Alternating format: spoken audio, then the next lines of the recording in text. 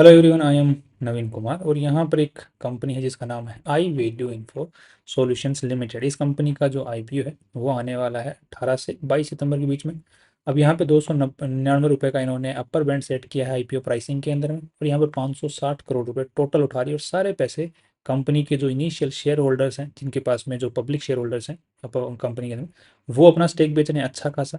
और प्रमोटर्स भी यहाँ पर अपना अच्छा खासा स्टेक बेचते हुए दिख रहे हैं। आफ्टर दी आईपीओ प्रमोटर्स की जो होल्डिंग है वो लगभग 32-33% रह जाने वाली है after the IPO. And company के पास में जो पूरी वैल्यू लगाई गई है इस आईपीओ के अंदर में वो है 1600 करोड़ रुपए के आसपास में। राइट, तो 1600 करोड़ रुपए की वैल्यू लगा करके 450 करोड़ रुपए उठा रहे हैं, और 550 करोड़ रुपए उठा रहे हैं, वो भी promoters and initial share holders की जेब में जा रहा है। कंपनी के पास में एक भी पैसा नहीं जा रहा है। सो अभी तक तो जो चीज़ समझ में आ रही है वो सिर्फ नेगेटिविटी है कंपनी के बारे में। अब थोड़ा सा देख लेते हैं कि क्या कंपनी को पैसों की ज़रूरत नहीं है। राइट, यूजुअली क्या होता है कि लिस्ट कराने के लिए आईपीओ को, कि जो शेयर होल्डर्स होते हैं वो ज़्यादा वैल्यू लगवा के अपने आप को लिस्ट करवाना चाहते हैं कंपनी को। बट वहाँ पर इन्वेस्टर्स के लिए कुछ ना कुछ वैल्यू छोड़ी जाती है। बट उस टाइप की कंपनियों की तो कंपनी को पैसों की ज़रूरत नहीं होती है, कैश की ज़रूरत नहीं होती है यूजुअली। तो क्या इसको भी ज़रूरत नहीं है? हमें थोड़ा सा इसको इसी चीज़ को बेसिकली हमें समझना है और थोड़ा सा बिजनेस मॉडल को भी देखना है। तो ये पर्टिकुलरली कंपनी करती क्या है? अब आज के दिन जो जो टॉपिक बहुत ज़्यादा हाइप के ऊपर में है वो है साइबर सिक्योरिटी।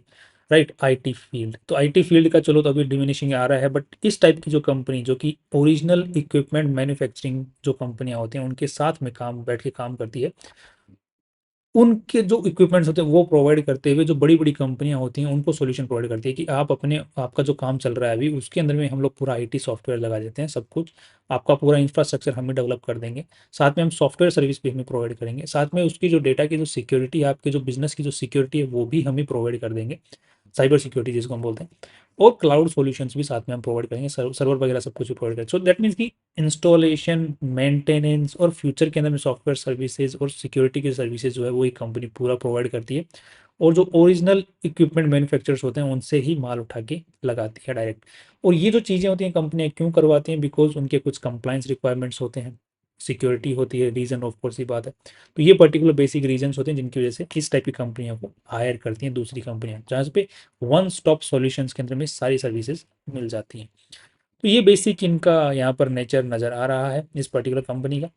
अब थोड़ा सा देख लेते हैं कंपनी की आरएचपी के अंदर में, उसमें क्या नज़र आ रहा है। तो यहाँ पर ये कुछ जो शेयर होल्डर्स एंड प्रमोटर्स हैं जो अपना स्टेक बेच रहे हैं, और लगभग मैंने देखने को मिला है कि लगभग आधे के आसपास में मोस्टली जो यहाँ पर शेयर होल्डर्स हैं वो अपना स्टेक बेचते हुए दिख रहे हैं। और यहाँ पर अगर आप लोग एक चीज़ और ध्यान दोगे तो यहाँ पर जो इन्होंने प्राइस जिसके ऊपर में इनकी एक्वायरिंग प्राइस है, दैट मीन्स किस प्राइस के ऊपर में इनको शेयर्स मिले हैं, तो वो आज के दिन 300 रुपये का कंपनी ने प्राइस सेट किया आईपीओ के अंदर में। और इनका जो प्राइस है वो देखो, एक बार चेक करोगे तो यहाँ पर इन्होंने बहुत ही सस्ते के अंदर में शेयर्स इन्होंने उठाए हुए हैं, जो कि बहुत ही मल्टीपल गुना आधा बेच रहे हैं तो भी अपना अच्छा खासा पैसा ये रिकवर कर ले रहे हैं। तो अच्छी खासी वैल्यू मुझे यहाँ लग रहा है कि इस कंपनी की जो है लगाने की कोशिश की गई है। राइट, नेक्स्ट अब देख लेते हैं कि जो प्रमोटर्स हैं उनके पास में भी है ऑलरेडी सीन की कितना स्टेक रह जाने वाला है। एंड यहाँ पर जो इस कंपनी को मेनली चला रहे हैं उनका नाम है सुनील कुमार पिल्लाई। ये कंपनी को आज के मैनेजिंग डायरेक्टर हैं, ये चला रहे हैं इसको। एंड जो कंपनी में केसेस की अगर बात करते हैं तो यहाँ पर कंपनी के खास जो केसेस हैं वो कुछ खास नज़र नहीं आ रहे हैं। टैक्स रिलेटेड जो प्रोसीडिंग्स नजर आ रही हैं जिसमें 10 करोड़ तक का नुकसान हो सकता है, दैट्स अगेन ओके। जिस टाइप की जिस साइज़ की कंपनी है उस हिसाब से देखा जा रहा है। 2008 की ये देखो देखने को मिल रहा है कि कंपनी खुली थी। Right, and I value info solutions private limited नाम से ही खुली थी। उसके बाद में ये सारे इन्होंने जो है माइलस्टोन्स वगैरह जो है टच किए हैं, जिनको आप लोग आराम से पोज करके पढ़ सकते हैं। एंड यहाँ पर कंपनी कोई holding company, joint venture, associate नहीं है। सब्सिडरीज यहाँ पर जरूर देखने को मिल रही है, 4 सब्सिडरीज और एक जो है इनडायरेक्ट सब्सिडरी देखने को मिल रही है। ये सब्सिडरीज हैं, उनकी आप लोग यहाँ पर चीज़ें देख सकते हैं, कितना मालिकाना हक है, कितना रेवेन्यू की सब्सिडरी से आ रहा है उसको भी आप लोग यहाँ पर देख पाएंगे। तो मेनली सब्सिडरीज से भी यहाँ पर ठीक ठाक रेवेन्यू यहाँ पर देखने को मिल रहा है। एंड ये वाली सब्सिडरी से भी यहाँ पर रेवेन्यू अच्छा खासा देखने को मिल रहा है और प्रॉफिट भी देखने को मिल रहा है। इस वाली सब्सिडरी से कुछ खास रेवेन्यू एंड प्रॉफिट नहीं है। एंड ये वाली सब्सिडरी है, इससे भी कुछ खास यहाँ पर रेवेन्यू ठीक, मतलब नेट प्रॉफिट अच्छा खासा यहाँ पर निकाल ले पा रही है। रेवेन्यू कुछ ज़्यादा खास नहीं है, स्टिल बहुत अच्छा खासा 33% के आसपास में नेट प्रॉफिट निकाल ले पाना, 40% के आसपास में, दैट्स ग्रेट डील। 33-40 तो नहीं है, 33 के आसपास में आया। नेक्स्ट ये सुनील कुमार जी पिल्लाई जी हैं, वो इस कंपनी को आज के दिन चला रहे हैं और इनकी जो एज है 52, दैट्स ओके। एंड दूसरी इनकी डायरेक्टरशिप भी होल्ड करते हैं दूसरी सब्सिडरीज के अंदर में भी। और आज के दिन इनके पास में 23 साल का एक्सपीरियंस इस पर्टिकुलर सेक्टर के अंदर में देखने को मिल रहा है। और जो सैलरी है वो ये लगभग 1 करोड़ 2 लाख रुपए 20 लाख रुपए तक की सैलरी लेते हैं, राइट। नेक्स्ट अब थोड़ा सा देख लेते हैं, समझने की कोशिश कर लेते हैं कि यहाँ पर कंपनी के पास में कोई इंटेलेक्चुअल प्रॉपर्टी, तो यहाँ पर कंपनी ने अपने जो लोगोज हैं वो सब कुछ यहाँ पर रजिस्टर करवा रखे हैं। एंड मतलब एज ऑफ नाउ रजिस्टर्ड भी हैं और कुछ फाइलिंग मतलब लगा भी रखी है, तो दोनों ही काम यहाँ पर चल रहे हैं। तो रजिस्ट्रेशन ठीक ठाक हम लोग देख सकते हैं यहाँ पर। कंपनी के अंदर एम्प्लॉइज़ की अगर हम बात करते हैं 421 एम्प्लॉइज़ आज के दिन काम कर रहे हैं। और प्रॉपर्टीज़ की अगर हम लोग बात करते हैं तो जो इनके ऑफिसेज वगैरह हैं वो आज के दिन मेनली जो है वो सब कुछ मतलब एज ऑफ टुडे लीज़ के ऊपर में ही देखने को मिल रहे हैं, जैसे हम लोग यहाँ पर पढ़ सकते हैं, लीज होल्ड बेसिस के ऊपर में मेनली देखने को मिल रहे हैं। नेक्स्ट यहाँ पर कंपनी जो है रेवेन्यू जो कमा रही है, मतलब जो क्लाइंट्स हैं कंपनी के वो इंडिया और इंडिया के बाहर दोनों ही हैं। और रिसेंट में देखने को मिला है कंपनी के जो आउटसाइड क्लाइंट्स हैं वो बढ़ते जा रहे हैं। That's a positive news. Future में जैसे जैसे बढ़ते हैं तो कंपनी डॉलर्स में कमाएगी, रुपयों में खर्च करेगी। That's nice. अब थोड़ा सा कंपनी के हम लोग बैलेंस शीट के ऊपर नज़र डालते हैं तो यहाँ पर लगभग 1150 करोड़ रुपए की इस पूरी कंपनी की साइज़ है, राइट। मतलब कंपनी के अंदर में पैसा लगा हुआ है, इतना पैसा 1150 करोड़ रुपए के आसपास में। बाकी साइज़ तो 1600 करोड़ की, जैसे मैंने देखा शुरुआत में लगाई गई है साइज़ 1600 करोड़ रुपए की। अब यहाँ पे इस पूरी कंपनी में पैसा लगाया कितना गया या फिर अब तक कितना कमा लिया गया इस कंपनी से, वो भी कंपनी में ही लगा हुआ है, वो पैसा कितना है, तो वो है 462 करोड़ रुपया, राइट। तो इसमें लगाया तो इतना ही गया था, बट उसके बाद में कमा कमा के इकट्ठा भी कर लिया गया। अब फिर 2008 से चलती भी आ रही है तो कमाएंगे भी। नेक्स्ट यहाँ पर जो और क्या उसमें कंपनी में पैसा लगा, तो यहाँ पर लोन भी ठीक ठाक यहाँ पर ले लिया हुआ दिख रहा है। 40 करोड़ का जो है लॉन्ग टर्म लोन है और शॉर्ट टर्म भी यहाँ पर 40 करोड़ रुपए का दिख रहा है। और बाकी 555 करोड़ रुपए का इन्होंने माल भी उधारी में उठा रखा है और वो फिर आगे सर्विस दे रहे हैं। कि कंपनी OEM जो काम है वो भी करती है, जिसकी वजह से कंपनी को माल उधारी में उठा के लगा के और फिर वहाँ से जब पेमेंट आता है तो फिर आगे पेमेंट करती है। तो यहाँ पर एक चीज़ और देखने को मिल रही है कि कंपनी का जो ट्रेड रिसीवेबल्स है वो भी काफ़ी अच्छा खासा है। दैट मीन्स कि कंपनी जो है उधारी भी बहुत अच्छी खासी रह जा रही है, तो बीच में कंपनी जो है मार्जिन कमाती है।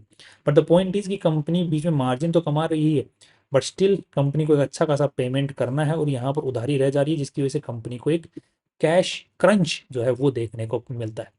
क्योंकि उधारी वो ज़्यादा रह जा रही है, नेट प्रॉफिट उतने नहीं कमा रही है पर स्टिल रह जा रही है। तो कंपनी के पास में जो इन्वेस्टर्स हैं उनके लिए कैश नहीं आ रहा है यहाँ पर। तो जो इन्वेस्टर्स इस कंपनी के हैं उनके लिए कैश कैश कमाने का एक ही तरीका बचता है कि शेयर्स बेचो। तो इसीलिए तो आपको देख रहे हैं कि मोस्टली जो इन्वेस्टर्स हैं वो यहाँ पर अपना स्टेक सेल कर रहे हैं, बिकॉज कंपनी के पास में तो खुद के इन्वेस्टर्स के लिए तो कैश आ ही नहीं रहा है डिविडेंड पे करने के लिए ना एवरीथिंग, राइट। तो वो बच नहीं रहा है, जिसके लिए इन्वेस्टर्स का एग्जिट वाला जो ऑप्शन है वो उनको ज़्यादा फिजिबल लग रहा है। इसीलिए आप लोगों को जो मोस्टली इन्वेस्टर्स हैं जितने भी वो कुछ ना कुछ अपना स्टेक यहाँ पर बेचते हुए दिख रहे हैं, वो भी हाई अमाउंट में बेचने को देखने को मिलता है।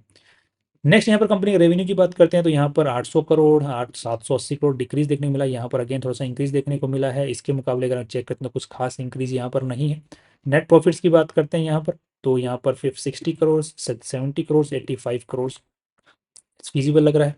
बट यहाँ पर एक नज़र अगर हम लोग कैश फ्लो स्टेटमेंट के ऊपर में डालते हैं तो यहाँ पर नज़र आ रहा है कि कंपनी का जो कैश है यहाँ पर देखने को मिल रहा है कि 46 करोड़ रुपीज़ पॉजिटिव में है, राइट। तो दैट्स पॉजिटिव, राइट। बट यहाँ पर 21 करोड़ रुपए का कंपनी को जो इनकम टैक्स का रिफंड आया है, जिसकी वजह से कंपनी का 46 करोड़, बट जबकि एक्चुअली जो इनका कैश फ्लो पॉजिटिव है वो 24 करोड़ रुपीज़ से ही।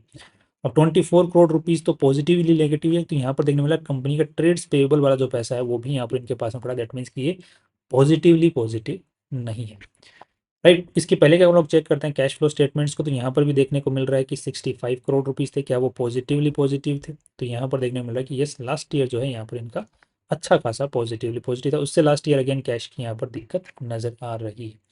फिर तो इनकी कैश की जो दिक्कत है वो क्योंकि माल उधारी में उठा रहे हैं और उधारी में लगा रहे हैं, वहाँ से पेमेंट आएगा तो यहाँ दे देंगे। बट प्रॉब्लम ये है कि फिर उस बीच के अंदर में पैसा बहुत ज़्यादा अटक जा रहा है, तो आगे का काम डेवलप करने के लिए दिक्कत आ रही है।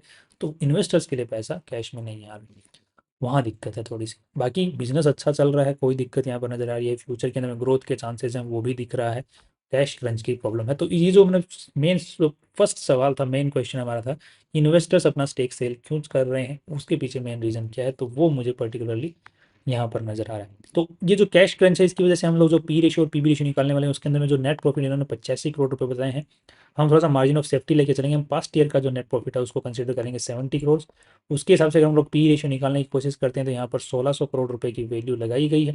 1600 करोड़ के हिसाब से अगर हम लोग चेक करते हैं तो यहाँ पर तो लगभग 2.3 मतलब 23 का पी रेशियो देखने को मिलता है। 23 का P ratio for this kind of company is good, but the point is growth नहीं है, ज़्यादा खास ग्रोथ देखने को नहीं मिले। यूजुअली सभी कंपनी में ग्रोथ बहुत अच्छी खासी देखने को मिलनी चाहिए, बट वो नहीं देखने को मिल रही है, तो that's kind of negative again, right. बाकी पी रेशियो के हिसाब से ठीक है, बट ग्रोथ नहीं है तो वो पी रेशियो भी हाई लगता है कंपेरेटिवली। नेक्स्ट अब देख लेते हैं कंपनी का पीबी रेशियो क्या है। तो यहाँ पर देखने को मिल रहा है कि net worth is 414 crore rupees and यहाँ पर 560, अब कंपनी के पास तो कुछ जा ही नहीं रहा, तो यहाँ पर पीबी रेशियो जो है वो लगभग 3.5 3.7 के आसपास का देखने को मिल रहा है, जो कि again on the neutral side हम लोग देखने को मिल सकते हैं। तो अब पॉइंट ये है कि इस टाइप की जो कंपनी है इस स्टेज के ऊपर में, इस स्केल के ऊपर में, इस टाइप का काम करने वाली एज ऑफ नाउ इंडिया के अंदर में कोई कंपनी नज़र नहीं आ रही है, राइट। तो कंपैरिजन सही तो नहीं बैठेगा दूसरी कंपनियों के साथ में ऑब्वियसली, तो हमें एक थोड़ा सा अंदाजन लेके चलना पड़ेगा। तो यहाँ पर जो वैल्यू लगाने की कोशिश की है, थोड़ा सा हायर साइड में लगाने की कोशिश की है, तो नेगेटिव रीजन हमें कुछ ज़्यादा ही नज़र आ रहे हैं यहाँ पर। तो मार्केट इस नेगेटिविटीज़ को देखते हुए कैसे वैल्यू देगा, तो वो तो हमें लिस्टिंग के बाद में देखने को मिलेगा। बाकी अगर एक हवा अच्छी बन जाती है तो हम लिस्टिंग गेन के लिए एक बार इसमें पैसा लगा सकते हैं। अगर यहाँ पर हवा अच्छी खासी बन जाती है, मान के चलो 20% 30%, जीएमपी अच्छा चलता है, तो हम लोग लिस्टिंग गेन के लिए लगा सकते हैं। बाकी एक आईपीओ स्ट्रेटेजी को भी फॉलो करके चल सकते हैं। अगर लिस्टिंग गेन अच्छा मिलता है तो उसके बाद में कब सेल करें, तो हम आईपीओ स्ट्रेटेजी को भी फॉलो करके चल सकते हैं, जिसका लिंक मैंने डिस्क्रिप्शन में दिया हुआ है। So that's all, my view is neutral, not kind of long term के हिसाब से ठीक ठाक लग रही है फिलहाल कुछ चीज़ों को देखते हुए। बाकी नए आने वाले जो रिजल्ट्स हैं उनमें फिर से हमें और ध्यान देके फिर से रीड करना पड़ेगा, उसके बाद में हम लॉन्ग टर्म का व्यू बना सकते हैं। That's all, my view is final. And बाकी आपको भी अपना डिसीजन में फाइनल हो, उसको फाइनेंशियल एडवाइजर से पूछने के बाद में ही अपना सही पैसा लगाएं, असली वाला। That's all, see you.